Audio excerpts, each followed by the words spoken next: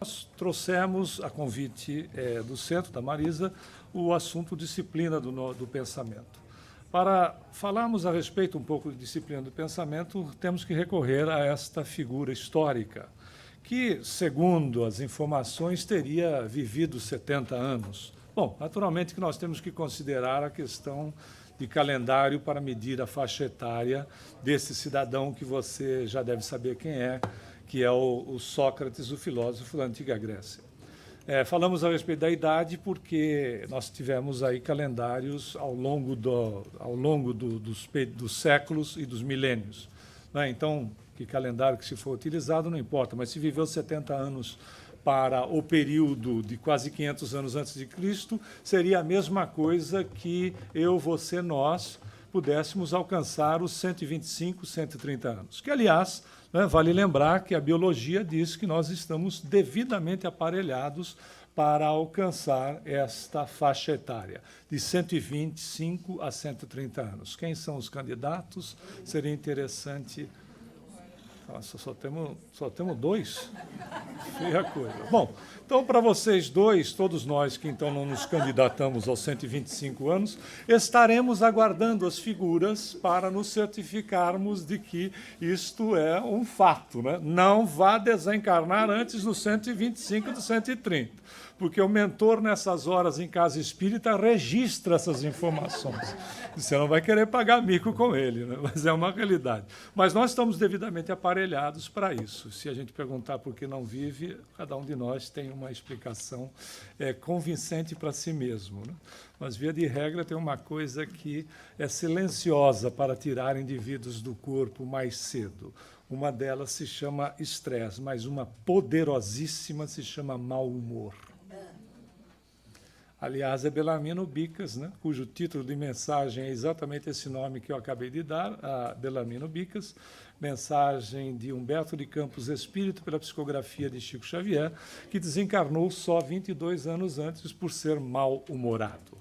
Mas por que se é mal-humorado? Por que se é estressado, estressada, etc., etc.? Por uma razão simples, que este cidadão, ao adentrar no templo de Delfos, templo de Apolo, em Delfos, na ilha de Delfos, havia no pórtico, na entrada do templo, uma inscrição que era a seguinte: homem, conhece-te a ti mesmo. No templo de Luxor, cerca de 3.000 anos, um templo de Luxor, cerca de 3.000 anos antes de Cristo, também se encontrou, é interessante que são variações sobre o mesmo tema, porém um pouco mais ampliada, uma frase, não é? Ou seja, no Antigo Egito, templo de Luxor, 3.000 anos antes de Cristo, repetindo, que dizia o seguinte: homem, conhece-te a ti mesmo. Só que dava continuidade que, pela relação da religiosidade da época, dizia: homem, conhece a ti mesmo e veja a tua pequenez diante dos deuses. Que, na realidade, não existe pequenez na criatura, não é? A alma pode se posicionar pequena, dependendo do momento em que a criatura esteja vivenciando, mas ela nunca o será. Somos gigantes diante de Deus. Por isso que dissemos a princípio, nós não estamos na posição de substituir quem quer que seja. Apesar de certas doutrinas pregarem ao longo dos anos ou das décadas de que ninguém é insubstituível, isto não é uma verdade como espíritos que somos. E essa condição de se conhecer é exatamente a condição de que nós nos livraremos de muitas situações que não fazem parte do nosso programa reencarnatório. Muitos dos aspectos acabam sendo implementados na existência atual por uma série de razões, cada um tem a sua. Cada um vai defender o seu ponto de vista, mas muitas programações, as programações que nós fazemos via de regra, são processos educativos do ser, que ao não aceitar, por vezes, por falta do exercício do conhecimento, nos levam a determinados desconfortos que não seriam necessários. Não é verdade? Muitas coisas, a começar, por exemplo, da mesa. mas isso, como no domingo, a gente tem que dar um desconto. Bom, na realidade, quem é que precisa fazer, não é, uma renovação mental? Porque o processo é de renovação mental. O conhece-te a ti mesmo é exatamente para fazer um processo de renovação mental. Bom, primeiro o que é, e segundo quem precisa dele. Na verdade, nós temos dois aspectos para considerar. O primeiro, em matéria de renovação, é a questão da intelectualidade, que, na verdade, nós podemos, né, assimilar o conhecimento, ou a assimilação do conhecimento, por meio do estudo. Por isso que, estejamos nós na profissão que estivermos, na posição que nos encontrarmos, o estudo tem que ser parte da nossa existência. Né? Estar sempre buscando se atualizar, né? Procurando a informação, mas não permitir que determinadas informações nos formem, porque nós temos que considerar, né, quando estudamos, vamos ampliando e vamos fazendo essas considerações, que determinadas informações é o ponto de vista daquele indivíduo que está transmitindo, e não necessariamente a realidade como um todo. Pode ser apenas uma parte dela, se é que às vezes chega a ser uma parte considerável. Mas o estudo vai fazendo exatamente isso, discernindo, trazendo-nos discernimento. Por isso que a doutrina espírita, na qual nós nos encontramos envolvidos, se você não é espírita e está agora tomando contato, estimula o estudo, estimula a participação na Casa Espírita através do estudo, oferecendo cursos que são gratuitos, exatamente no sentido daquilo que Jesus ensinou. Porque Jesus aceita o título de mestre como educador que era e que é, porque ele continua vivo.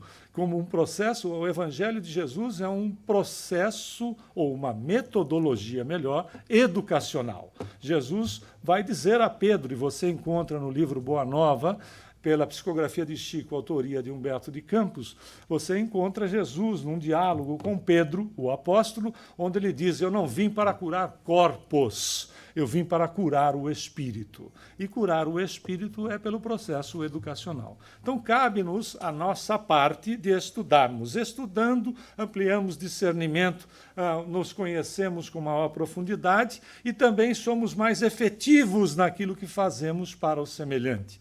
Até porque caridade exige discernimento. Como nós vamos trabalhando de maneira que nós sejamos mais efetivos e tenhamos melhores resultados. O outro aspecto que nós temos na renovação mental é a condição afetiva que nós podemos trabalhar e, naturalmente, nós temos aí o desenvolvimento dos sentimentos e plantação de simpatia mediante o serviço ao próximo.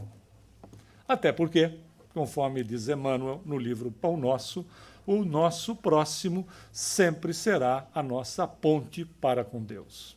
Até porque, quando nós procuramos respeitar, amar a criação, nós estamos respeitando e amando o Criador. Não é? É a mesma coisa. Quer que a sua futura ou sogra fique feliz com você, trate bem o filho ou a filha dela. Não é simples? Porque já tem uma relação assim meia de, vamos dizer, de ciúmes, ou às vezes é de posse mesmo. E aí você entra na vida da criatura, retirando aquele pedaço do coração dela para levar para a sua casa. Rola uma perda, não? Claro, não é natural. Nós somos criaturas sensíveis, não é verdade? Sabe, aquela assim. Então já tem ótimo exercício de simpatia no serviço ao próximo, a começar do próximo mais próximo, é aquele com quem a gente se relaciona todo dia. Ah, mas a minha família está toda no Brasil. Não se engane. Família é relacionamento, não é verdade? É relacionamento, é com quem a gente tem um relacionamento mais próximo, mais íntimo, que às vezes nos exige mais ou nós, às vezes, exigimos um pouco. Bom, nesse quadro de renovação mental, quem vai precisar se modificar? Nós trouxemos algumas características aqui de quem precisará se modificar de alguma maneira. Quem se sinta infeliz, por exemplo, quem se julgue pouco estimado ou rejeitado, quem não trabalhe bem, você pode ver que a lista não é tão grande, né? Se afaste dos outros, quem se irrite ou deprima com frequência, pense em prazeres excessivos, só trabalhe por dinheiro ou projeção social. Tem mais. Pense primeiro em si mesmo. Precise falar ou discutir horas seguidas. Não suporte ser criticado, criticada, contestado, contestada. Se considere superior ou inferior aos outros. Queira mandar sempre. Tema ser dominado. Não tolere ficar só. Tem mais. Padeça de fobias ou inibições. Use o próximo como objeto para satisfazer desejos ou conseguir vantagens. Se você não se enquadra em nenhuma dessas condições, você reencarnou no planeta errado. Devia ter ido para Júpiter, não Júpiter, que meus amigos ali vivem aqui em cima. Ali não vai ter jeito, é caminho de Orlando, né? Você fica ali no meio termo. Não é para Júpiter ali, é para Júpiter, uma das dimensões de Júpiter lá. Né? Não deveria ter saído do nosso lar, se nenhuma dessas situações te tocou. Não é verdade? Por quê? Porque como espíritos em aprendizado, espíritos em evolução, nós temos aspectos ainda a conquistar, né? A exercitar, até porque todas as potencialidades são íncitas no ser, né? Estão no ser, não são atribuídas, estão no ser, fazem parte. Você ama por exercício, perdoa por exercício, é bom por exercício e não por colocar de dentro por atribuição, de fora para dentro. É uma questão de exercício. E nós, como somos criaturas em exercício, espíritos em evolução, são espíritos que estão exercitando características. Numas delas nós já estamos muito bem, outras nós precisamos ainda fazer ajustes. Cada um de nós na sua condição. Lembrando que não existem criaturas, né, em patamar que tenham os mesmos, idênticos, né, a questão de ser igual. Nós somos criaturas semelhantes. E como semelhantes que somos, alguns aspectos que parecem ser iguais dentro da nossa escalada evolutiva, na realidade tocam o indivíduo de maneira diferente. Por isso que em matéria de planeta, que nós nos encontramos em Expiação e Provas para a Regeneração, este livro do Emmanuel, pela psicografia do Chico, nos diz o seguinte, cujo título é Justiça Divina. É necessário reconhecer que todos nós, espíritos encarnados e desencarnados em serviço na Terra, por isso que a gente disse, se não está a entrar naquela escala, naquela relação melhor, reencarnou no planetinha errado. Repetindo Emmanuel, é necessário reconhecer que todos nós, espíritos encarnados e desencarnados em serviço na Terra, ante o volume de débitos que contraímos nas existências passadas, somos doentes em laboriosa restauração. Todos somos enfermos pedindo alta. Não é uma beleza? Não dá para fazer assim. Porque quando a gente faz assim, 3 dedinhos ficam apontados para nós. Se nós já superamos determinados aspectos que aquela criatura ainda não superou, saiba, existem situações em nós que, porventura, nem podem ser ainda brotadas consciencialmente, porque nós não teremos condição de administrá-las. Por isso que quando muitas pessoas fazem TRVP ou TVP, que é a mesma coisa como terapia regressiva de vida passada, vale lembrar que se trata de uma terapia. Não é para descobrir se eu fui A, B ou C. Né? É uma terapia. Por isso a validade da terapia. Quem faz terapia está enfermo, enferma. Então é diferente. Então quem faz vai notar que em determinados aspectos o terapeuta com grande capacitação, ele não avança. Não avança por quê? Por uma razão simples. Porque podem existir determinados registros onde a criatura que está sendo submetida à terapia não tem condição ainda de poder administrar consciencialmente aquele determinado trauma pelo qual tem passado. E alguns desavisados forçam a natureza e acabam superexcitando a imaginação. E aí começam os absurdos, né? Os gladiadores, todo mundo foi gladiador, todo mundo foi bacana. Né? Não tinha gente que... Quem construiu as pirâmides foram os faraós, os castelos foram os príncipes e os reis. Não tinha gente que esfregava o chão, não tinha gente que lavava a roupa. Por isso que a gente deve estar reencarnado no planeta, sim ou não? Porque quem lavava a roupa, varria o chão, etc., deve ter tudo espírito superior, deve ser mentor nosso hoje. E como a gente devia ser bacana, está tudo reencarnado aqui. Olha que beleza. Não é fantástico? Quem mandou ser tão bacana? Não é verdade? Claro que isso não é genérico, mas é um fato, né? Quem estava esfregando roupa lá, etc., talvez seja hoje os nossos mentores. Que bom, não é? Que bom.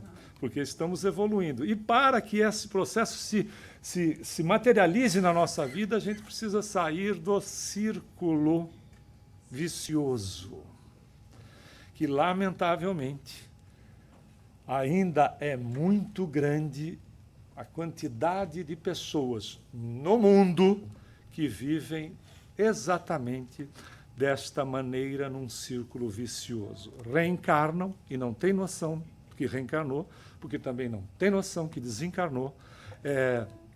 Isso não é muito incomum.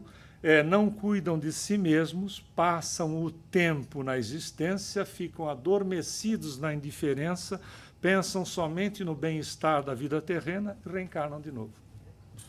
Como diz Bezerra de Menezes, espírito, passam pela vida e não vivem. Eu adoro um livro e cito sempre ele, a título mesmo de estímulo para o nosso estudo, as nossas reflexões. Ele faz parte da coleção André Luiz e é o segundo dele, também estudado aqui. Nós, no CSF, estudamos a coleção do André Luiz toda, e ele é o segundo livro a ser estudado, cujo título é Os Mensageiros. E parece que o Wagner Assis está fazendo um filme agora, em continuidade ao Nosso Lar, que vai se chamar Nosso Lar, Os Mensageiros, que são aspectos desse livro. Nessa obra, você que já estudou ou leu, vai se lembrar, nós temos vários depoimentos em capítulos de espíritos que fizeram a sua programação, reencarnaram e estão agora já desencarnados no Nosso Lar, lá no grupo de mensageiros, dando os seus depoimentos sobre a programação, experiência e retorno à pátria espiritual. Por incrível que possa parecer, quando você faz uma síntese desses depoimentos, nós podemos perceber que a reencarnação, quando muito, enche uma mão. A programação da reencarnação enche uma mão, quando muito. Deprograma aspectos importantes para a existência do ser no planeta. Aonde vai nascer? Já usamos isso em palestras, estamos repetindo, pedimos vênia para quem já assistiu este pedaço. Aonde vai nascer? Não é aonde local, é com quem. Se vamos ter relacionamento com terceiros, sim ou não. Se esse relacionamento vai gerar responsabilidade sobre terceiros, adotados, tutoriais, blá, blá, blá. Aonde vamos nos trabalhar no bem? Trabalhar no bem significa exercitar os aspectos positivos de cada um de nós, os deuses que Jesus disse que nós somos. No vós sois deuses. Exercício no bem. Exercício no bem começa em casa, porque na casa espírita é facinho exercitar o bem. A partir do momento que você já chega cumprimentando todo mundo com aquele olharzinho meio de peixe morto e um sorriso automático. Olá! Bom dia! Nossa, mas você, esse corte de cabelo seu ficou maravilhoso. Se fosse em casa, assim, nossa, o cara te botou um capacete e cortou o cabelo, parece um capacete do Darth Vader que você está usando. Mas aqui ficou maravilhoso. Na verdade, é exercício no bem. E mais ou menos quando a gente vai reencarnar. Lamentavelmente, André Luiz diz que é muito grande o número de criaturas que desencarnam antes da hora. Muito grande. E aí você deve perguntar, se você não tiver esta aqui, fica só 3, amigo. Se não tiver relacionamento e responsável sobre o terceiro, só fica o 3. Aí você assim, e o restante? O restante é livre-arbítrio. Não é fantástico? O restante é livre-arbítrio. Porque se a gente viesse para cá sem ter essa condição do livre-arbítrio, nós agiríamos como máquinas em série. O restante é livre-arbítrio. Quer dizer que uma programa... É isso aí. Pode ver lá nos depoimentos. O sujeito vinha, um deles para... Dizem que roupa suja se lava em casa. Um sujeito vinha para ser um profissional e um orador espírita normal. O sujeito ia trabalhar em casa espírita, ia ter lá a sua vida, casa familiar, um trabalho normal e trabalharia como orador espírita numa casa espírita. Muito bem. Aí ele se encantou pelos aspectos da política, mas não da política como a própria palavra define, né? Para cuidar do interesse da sociedade, mas pela politicagem.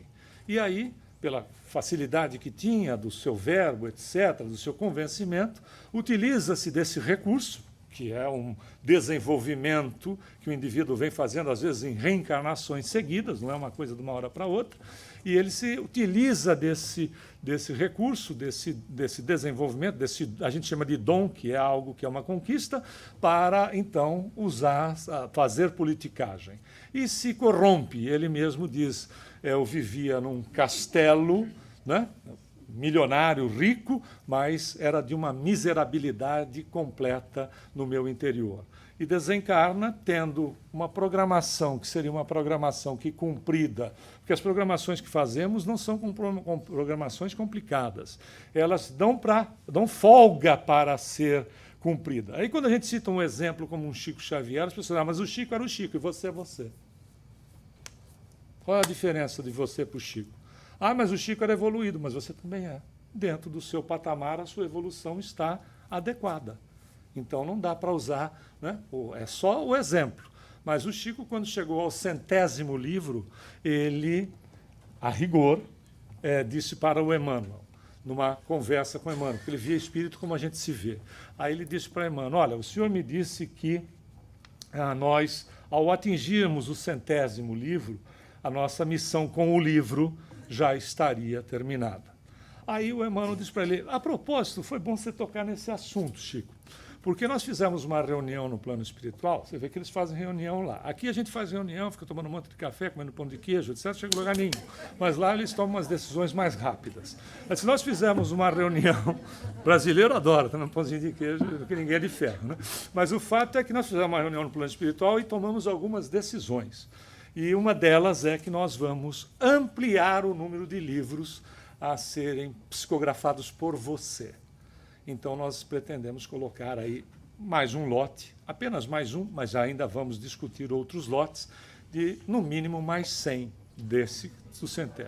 Ele disse, mas desculpe, o senhor, ele sempre tratou o Emmanuel de senhor, o senhor esqueceu de um detalhe, de perguntar para mim. Porque eu tenho livre-arbítrio e posso não aceitar essa tarefa. Porque você imagina, o sujeito trabalhava o dia inteiro, né, cuidava das pessoas, das irmãs em casa e ainda psicografava de madrugada. Não era durante o dia no escritório ou em casa, num horário normal, era de madrugada, quando todo mundo já ia dormir. Então ele disse, o senhor esqueceu de perguntar para mim, porque eu tenho meu livre-arbítrio e posso não aceitar a proposta. Ele disse, a respeito disso, Chico, nós também discutimos na nossa reunião. E aí a gente chegou à seguinte conclusão. Caso você não aceite, eu estou autorizado a desapropriá-lo da presente reencarnação. Você sabe o que é desapropriação? Aí o Chico fez em nota, tem uma nota dele, se você procurar, você acha. Quando ouvi isto, parei para refletir. E continuo fazendo o meu trabalho e psicografando até hoje para não incorrer em processos de desapropriação. Não é fantástico? Ou seja, significa que tem uma margem para fazer mais. Todos nós. Não é só aquilo. Tem uma margem. Só que às vezes a gente se enrosca tanto aqui nesses 5 dedos, vai e volta. Porque comigo é assim. eu não levo desaforo para casa. Eu perdoar de jeito nenhum. De maneira nenhuma, não vou me dar o bracinho para torcer para você, mas nunca. Essa eu vou levar para o túmulo e coisas do gênero, né? A gente vai fazer. É isso que complica o meio de campo. Não perdoo nem vou perdoar. É isso que eu perdoo você, mas eu não esqueço. Então não perdoa, meu nego, não perca tempo, né? Ou seja, e também perdoar não é esquecer. Perdoar é tirar a situação que nos consome no dia a dia da nossa frente. Se você quiser perdoar e esquecer, perdoe e faça tudo para ter um Alzheimer. Aí você esquece de tudo, inclusive do problema de você mesmo. Então, é uma situação simples de resolver, mas é uma realidade. E os nossos irmãos cariocas têm uma terminologia que é fantástica. Eu amo quando dizem assim, isso me dá uma gastura. Nego, se der gastura, não perdoou. Só perdoa quando não dá gastura. Você encontra a pessoa ou a situação e não dá gastura. Não deu gastura, está resolvido. Deu gastura, não está resolvido. Vai ter que exercitar mais. Por quê? Volta Emmanuel de novo dizendo para nós o seguinte, ninguém poderá deixar de enfrentar o problema do autoaprimoramento, entenda como quiser, agora ou no futuro, seja neste ou em outro mundo. Então, a gente precisa de um exercício, não é verdade? Refrear paixões e amar o bem. E o que a gente pode fazer diante disso? A Karen Horney, que não era uma espírita, nesse livro, Nossos Conflitos Exteriores, ela dá algumas sugestões, e são meras sugestões, para aquele que busca transformar-se intimamente. Descobrir seus sentimentos e desejos reais. Por isso que você não é o que você pensa a seu respeito. É isto aqui que te define. Então, descobrir, ou seja, processo de autoconhecimento, né?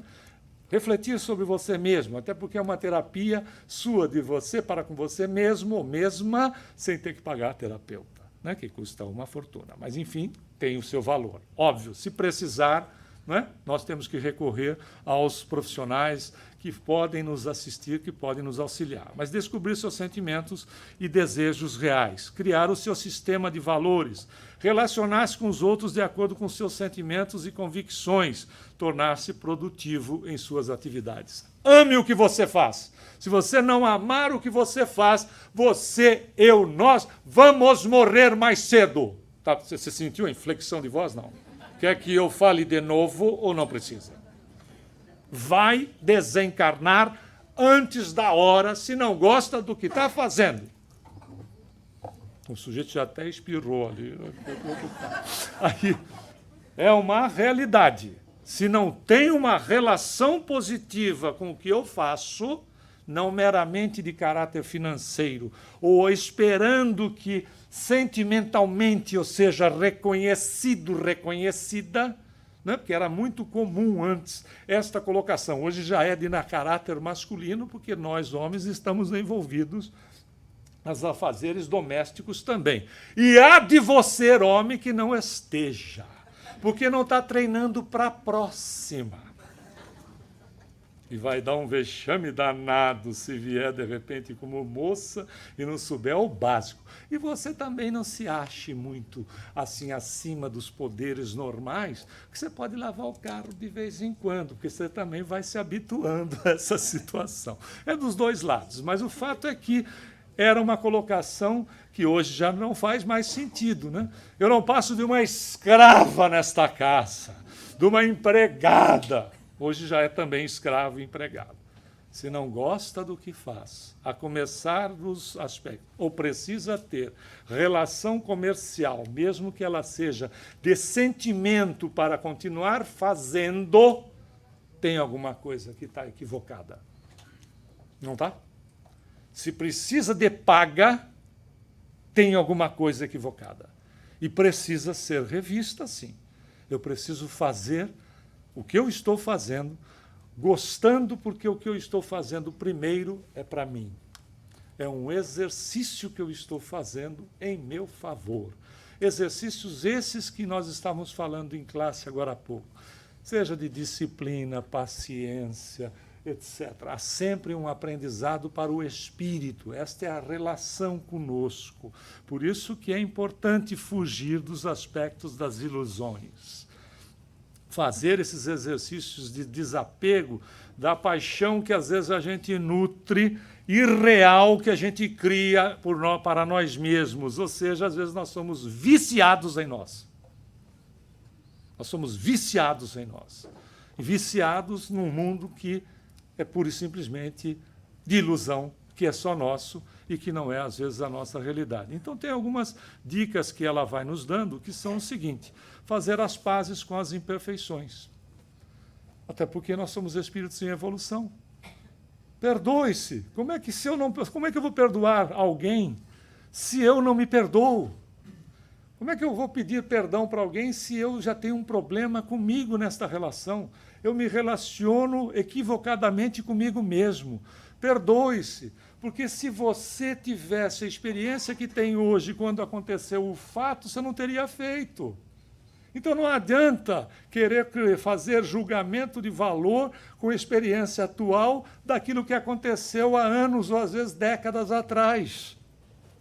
Nesta condição eu serei cruel comigo mesmo, porque eu não tinha essa experiência. Se tivesse, não teria feito. Se tivesse esse conhecimento, não teria, de repente, tomado aquelas atitudes. Então, há uma necessidade de exercício de auto-perdão. Não é ser complacente consigo mesmo e não fazer nada de diferente. É fazer isso para se libertar de coisas, por vezes, que são amarras nossas ao passado, pura e simplesmente, né? E que nos fazem sofrer, né, pela continuidade da situação em si. Abandonar estereótipos e aprender a se valorizar por respeito. Cuidado com modismos.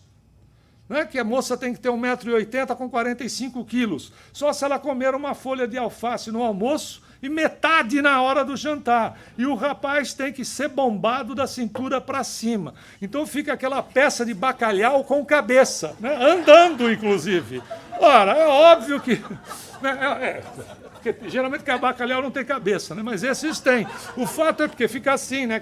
Não é não se cuidar. Que é isso, pelo amor de Deus. Olha o Paulo dizendo, o corpo é o templo do Espírito, dando valor, porque num templo você entra com respeito, você não vai cuspir no chão, você não vai falar palavras indecorosas, você tem respeito. Esse é o corpo. Claro que a gente tem que se cuidar, claro que a moça tem que se pintar, tem que se maquiar. Aliás, 50% da indústria de cosméticos já é comprada pelos homens. Olha que coisa impressionante. O cara dá aquela perfumadinha disfarçada, mas ele já sai com outro astral. Tem que se cuidar, tem que fazer a sua atividade física dentro do adequado, óbvio, todos os aspectos, considerando o bom senso em todos eles, não querendo se estereotipar. Se a sua estatura, por exemplo, óssea, ela é larga, não há o que fazer.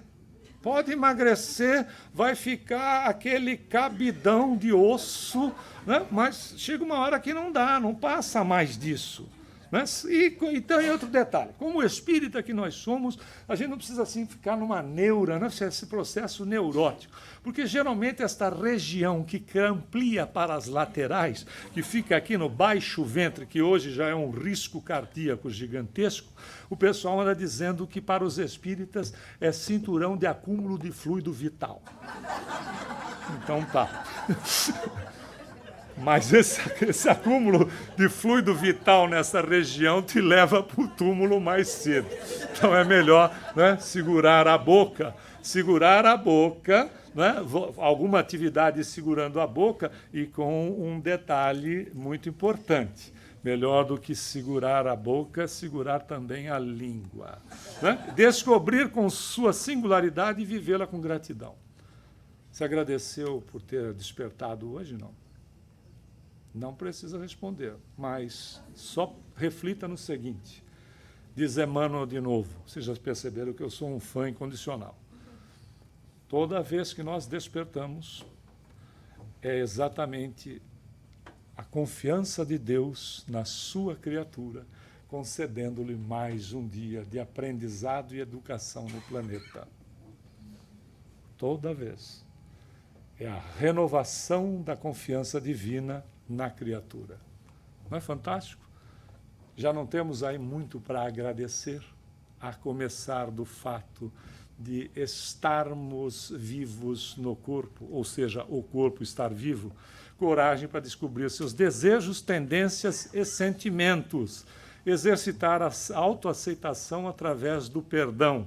Aprender a ouvir com atenção o que se passa para a sua volta, até porque é caridade. É caridade pura, ouvir a pessoa. Tudo bem, mas principalmente quando nós nos relacionamos com pessoas de muita idade, você vai ouvir a história mais de uma vez. Ouça com atenção. Aquela pessoa, aquilo que o que existe de mais caridade, de mais amor em ação que você, eu, nós possamos dar para uma criatura é o tempo. É um pouco do nosso tempo. É a maior caridade que se pode fazer. Seja de que maneira for que você faça isso, doe um pouco do seu tempo, porque isso é exercício de amor em nós mesmos, da maneira que você achar mais adequada. Quantos minutos você quiser por semana, mas faça disso um processo disciplinar. Faça disso, como falamos em exercício o tempo todo, porque isso é um processo exatamente de exercitar. Começamos por vezes, né, encontramos muitas pessoas, e foi o nosso caso, viemos de, não é um processo autobiográfico, é apenas como uma informação. Nós entramos na casa espírita vindo de família católica praticante, onde nós também éramos praticantes. E numa primeira relação, muito jovens ainda, o que também não faz muito tempo, apesar de que eu disfarço bem. Aí o fato é que, para ficar mais velho, porque transmite mais seriedade, se acha o contrário. O fato é que a nossa relação de adolescente praticamente com a doutrina era alguma coisa de que se eu estou fazendo, os caras lá em cima sabem das coisas, eu faço um processo de associação, né? Fica assim meio um jogo de interesse, etc. Mas com o tempo, né, a gente vai, né, sabe como é que é, né? A vida vai ensinando. E chega um determinado momento que esse exercício meu, nosso, se não é já de todos, que eu vejo muitas carinhas aqui trabalhadoras, né? Pelo menos aqui na casa, etc., o que acaba acontecendo é que você faz aquilo por prazer. Por quê? Porque o bem tem a relação direta com o bem que somos nós. Há uma fatalidade evolutiva em nós. Sempre repetimos isso nas nossas palestras e aulas. Você, eu, todos nós seremos bons. Mas eu não quero, mas vai. Porque a sua genética, a sua herança divina irá imperar. Quando? Não importa, mas ela vai imperar. Quando fazemos o bem, então fazer o bem, veja que coisa interessante, ela é inteligente, porque nós utilizamos a nossa inteligência em favor de nós mesmos. Então dá para a gente, não é? Às vezes exercitar um pouco de tempo, dando um pouco de tempo para sentirmos-nos melhor. Dominar o perfeccionismo nutrindo certeza de que ser falível não nos torna mais inferiores. Valorizar efetivamente as vitórias, sejam elas quais forem, descobrir as qualidades, acreditar nelas e colocá-las a serviço de metas de crescimento. Como diz Kardec, como a doutrina espírita pode auxiliar no processo da educação da alma? Com a terapêutica espírita, que nós já conhecemos e temos e podemos buscar sempre que necessário. A fluidoterapia, palestras e estudo, prece, né, que é ligação criatura-criador, processos desobsessivos, a água fluidificada ou magnetizada, como quiserem, evangelho no lar e conscientização. Deixar de querer aparecer como leão, e prestar atenção para, de repente, aparecer um pouco mais manso, como um gato ou uma gata, que é muito mais, não é, adequado, porque o leão, via de regra, costuma assustar logo de largada. Ou deixar, então, de querer achar que está acima de tudo e de todos, quando, na realidade, se vê refletido no espelho desta maneira, mas, no fundo, não passa desta outra. É tudo uma questão de... Não é? Ou seja, nós brasileiros somos muito criativos e temos uma definição para isso. Você precisa ter simancol, que faz um bem incrível. Não é? Faz um bem incrível. Vê se enxerga, é outro que faz um bem incrível. É um processo, não é? Assim, uma terminologia comum, para aquilo que nós colocamos a princípio, que faz exatamente, faz parte do conhecimento de mais de 2.500 anos, quando o nosso irmão Sócrates disse: conhece-te a ti mesmo. É genial. A gente pode... Existem várias e várias maneiras. Estas aqui, algumas colocações aqui são uma proposta, mas você, quando procura esse processo, esse exercício, você vai achar a melhor forma de repente, fazer as suas análises e também fazer as modificações que sejam adequadas e entendendo uma coisa. Nós... Se chegamos a determinado ponto onde a resposta está automatizada, voltando a Emmanuel no livro Leis de Amor, ele diz o seguinte: quando nós descobrimos um hábito infeliz, nós já evoluímos. Por quê? Porque ele estava, como hábito que era, automatizado na resposta. Quando a gente descobre que tem ele, nós já evoluímos, porque agora ele passou a ser racionalizado. Significa que ele vai se repetir? Sim, vai. Porque, como hábito que não é tão simples nós eliminarmos ele de uma hora para outra. Então, é um trabalho gradativo.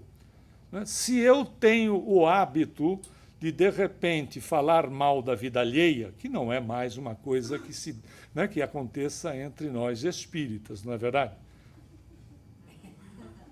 Não entendi a risadinha, mas o fato é que, se eu tenho, a gente não consegue, não é, de uma hora para outra, ficar muda.